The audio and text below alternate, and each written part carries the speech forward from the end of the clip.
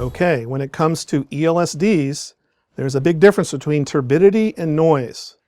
There are different types of noise, but there's only one type of turbidity.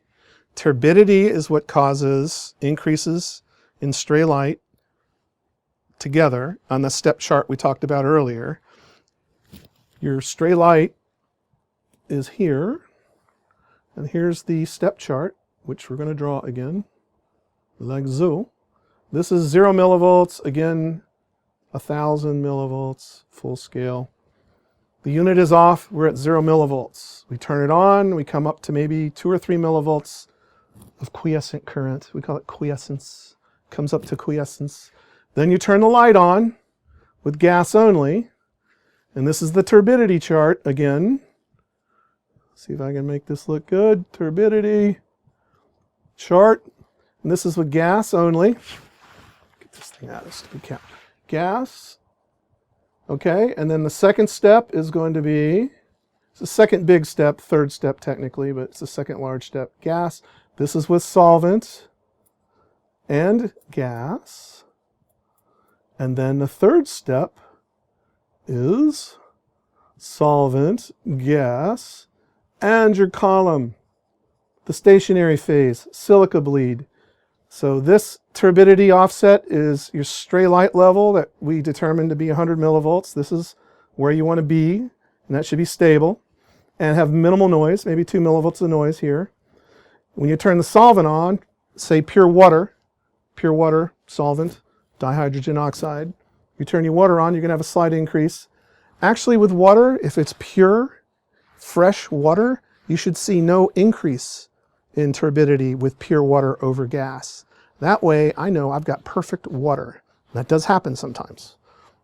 But with an organic mobile phase with buffer in it, you'll probably see another 100 millivolt increase here, typically with an organic mobile phase. So now you'll be up around 200 millivolts.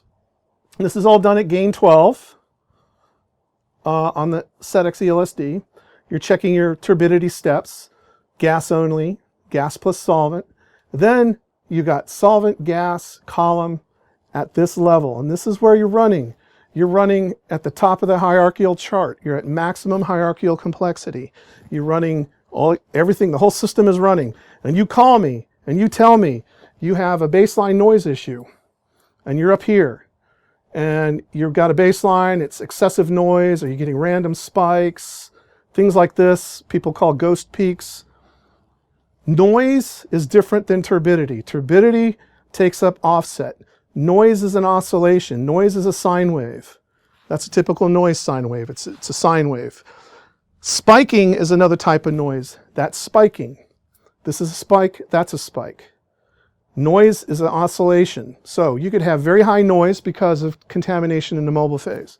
Random spiking can be because of silica bleed, contaminants in your water, life forms that are being broken up under pressure and coming through randomly, or salts and other contaminants. So those are the two types of noise, spiking and oscillation on the baseline.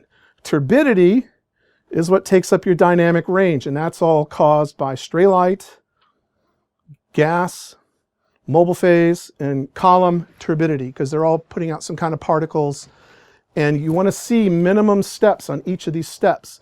If you have a very exaggerated step here with the column, then you know your column is putting out a lot of silica, and you need to get rid of that column or flush it and change your column.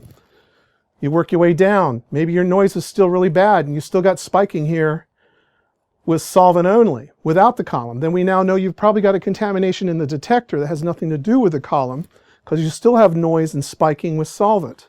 In one case in New Jersey, I had a situation where these people had noise with their baseline with organic solvent. I couldn't figure it out. It had constant noise and random spiking.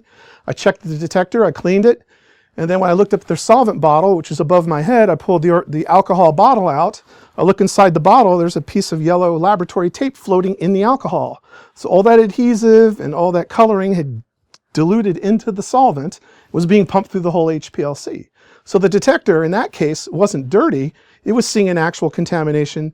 They didn't realize a piece of tape had fallen in the solvent. That kind of stuff doesn't happen a lot, but it's a typical example of what can happen. But if you follow this step chart, you will 100% of the time find the source of your noise and spiking and turbidity. Either it's your column, it's your mobile phase, or in one case, bad nitrogen.